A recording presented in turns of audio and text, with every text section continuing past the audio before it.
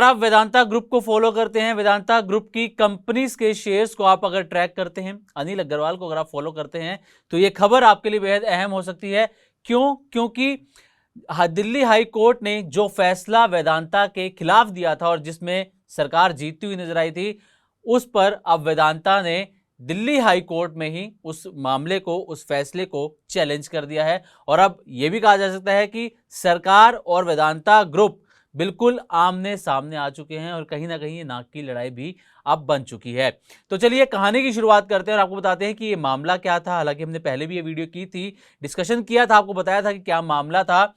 एक बार फिर से मामला आपको बताते हैं कि क्या था, इस पर दिल्ली हाईकोर्ट ने क्या कहा था और अब वेदांता ने क्या किया है और इसका शेयर्स पर क्या असर होने वाला है, ये हम आज डिस्कस यहां पर करने वाले हैं।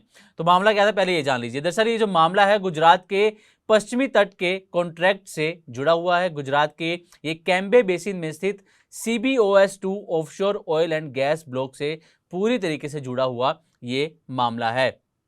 अब ये जो कॉन्ट्रैक्ट था वो 20 जून 1998 को हुआ था, जिसे प्रोडक्शन शेयरिंग कॉन्ट्रैक्ट यानी कि PSC भी इसे कहा जाता है। और 30 जून 1998 से 29 जून 2023 तक इस कॉन्ट्रैक्ट का टेन्योर था, यानी कि 25 साल के लिए ये कॉन्ट्रैक्ट हुआ था। और वेदांता जो थी वो इस ब्लॉक की ऑपरेटर थी 25 साल तक। अब जून 2021 में कंपनी ने कॉन्ट्रैक्ट को 10 साल तक आगे बढ़ाने की सरकार से मांग की थी और यह कहा गया था कि इस कॉन्ट्रैक्ट को 10 साल आगे बढ़ाकर यानी कि 2033 तक कर दिया जाए। लेकिन सरकार ने उनकी इस अपील को, उनकी इस मांग को खारिज कर दिया था और मामला पहुंच गया दिल्ली हाई कोर्ट। अब दिल्ली हाई कोर्ट ने इस पर फैसला सुनाया। दिल्ली हाई कोर्ट ने कहा कि वेदांता ने सरकार के प्रॉफिट पेट्रोलियम में से अपनी तरफ से ही कटौती कर ली है, यानी कि वेदांता जो ये कामकाज कर रही थी इस ऑफशोर के ऊपर, वहां से जो सरकार का प्रॉफिट बनता था, वेदांता ने सरकार को प्रॉफिट देने की बजाय उसमें से कटौती कर ली। और ये जो कटौती है स्पेशल एडिशनल एक्साइज ड्यूटी की भरपाई के लिए वेदांता की तरफ से की गई, जबकि वेदांता को, कंपनी को खुद ये टैक्स पे करना था, खुद ये टैक्स देना था और ये कदम वेदांता का उचित नहीं था, ऐसा दिल्ली हाईकोर्ट की तरफ से कहा गया। इसीलिए दिल्ली हाईकोर्ट ने कहा कि जो वेदांता है वो एक्सटेंशन पाने की पात्र कंपनी नहीं रही है। अब वेदांता ने क्या किया है इसके ऊपर, तो वेदांता ने पहले दलील क्या दी थी इस मामले पर, यह जान लीजिए। दरअसल वेदांता ने कहा था कि सरकार ने तय समय के भीतर यह फैसला नहीं लिया है और सरकार ने उन कारणों के आधार पर यह आवेदन खारिज किया जो 2017 की एक्सटेंशन पॉलिसी में थे ही नहीं। अब वेदांता ने इस मामले को लेकर एक बार फिर से कोर्ट का दरवाजा खटखटाया है और क्या किया है वेदांता ने, ये आपको बताते हैं। दरअसल दिल्ली हाईकोर्ट के फैसले के कुछ ही घंटों बाद वेदांता ने दिल्ली हाईकोर्ट की ही डिवीजन बेंच में एक अपील दाखिल कर दी। कंपनी ने अपने बयान में कहा कि 22 जुलाई 2026 को हाईकोर्ट ने फैसला सुनाया और हमने इसके खिलाफ डिवीजन बेंच में अपील दायर कर दी है। अब जो मामला है वो सब जस्टिस है। अब डिवीजन बेंच वेदांता की अपील पर सुनवाई करेगी। रिपोर्ट के अनुसार कोर्ट ने अपील को सुनवाई के लिए सूचीबद्ध भी कर लिया है, जबकि इस चरण में ONGC के टेक ओवर में तत्काल दखल देने से इनकार किया गया है, क्योंकि ये जो कॉन्ट्रैक्ट खत्म हुआ है, जो गुजरात के हम ऑफशोर की बात कर रहे हैं, वो सरकार ने पूरा का पूरा जो वो कामकाज था ONGC को के हवाले करने का यहाँ पर बात हुई थी, इसलिए यहाँ पर ONGC का भी जिक्र आया। अब आगे का जो फैसला है वो अदालत की सुनवाई पर भी निर्भर करेगा।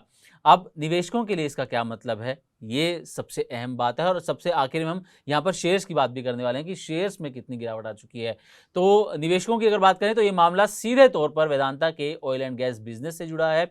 हर कंपनी ये ब्लॉक खो देती है तो उसका अगर ये कंपनी वेदांता इस ब्लॉक को खो देती है तो उसका एक महत्वपूर्ण जो प्रोडक्शन है उसके हाथ से ये पूरे तरीके से निकल सकता है। वहीं अगर अपील में राहत मिलती है तो स्थिति बदलती हुई भी नजर आ सकती है। इसलिए निवेशकों के लिए सबसे अहम बात यह है कि अब नज़र डिवीजन बेंच के फैसले पर आपकी रहनी चाहिए।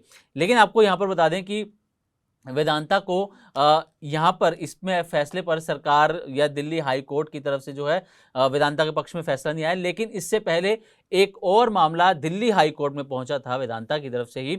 वो था आंध्र प्रदेश की रवा ऑयल फील्ड का मामला, लेकिन इसमें दिल्ली हाई कोर्ट ने फैसला वेदांता के पक्ष में सुनाया था और सरकार को वेदांता ग्रुप को 950 करोड़ रुपए की रकम देने के लिए कहा गया था। अब शेयर्स की अगर बात कर लेते हैं तो वेदांता की सभी पांचों कंपनी यानी कि वेदांता रेजिडुअल बिजनेस की भी बात करेंगे और जो 4 नई डीमर्ज कंपनी हैं उनके शेयरों पर भी एक बार नजर डाल लेते हैं। तो सबसे पहले अगर वेदांता के शेयर की बात करें, वेदांता लिमिटेड की, तो आज इसमें 0.25% के आसपास की गिरावट यहां पर देखने को मिल रही है। 262 रुपए के आसपास ये शेयर कारोबार करता हुआ नजर आ रहा है। इसके अलावा वेदांता एल्यूमिनियम की अगर बात करें तो इसमें मामूली सी आज तेजी देखने को मिल रही है, लेकिन इसका जो 52 वीक हाई, आप जानते हैं कि 1-1.5 महीना पहले यानी कि 15 जून को 4 नई कंपनियों की लिस्टिंग हुई थी, वहां से इसका जो हाई था वेदांता एल्यूमिनियम का 537 रुपए के आसपास था, लेकिन ये शेयर गिरकर इस वक्त 438 रुपए के आसपास कारोबार कर रहा है, यानी कि 100 रुपए ये शेयर अपने हाई से नीचे आ चुका है वेदांता एल्यूमिनियम का।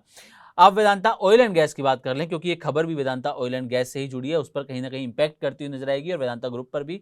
तो वेदांता ऑयल एंड गैस में भी आज 0.25% के आसपास की तेजी देखने को मिल रही है, लेकिन ये भी 52 वीक हाई जो इसका 47 रुपीज है वहां से गिरकर 33 रुपए के आसपास ये कारोबार करता हुआ नजर आ रहा है। वेदांता पावर पर नजर डालते हैं। वेदांता पावर में ½ % की यहाँ पर गिरावट है। इसका भी जो हाई है 49 रुपीज के आसपास है और ये 34 रुपीज के आसपास कारोबार इस वक्त करता हुआ नजर आ रहा है।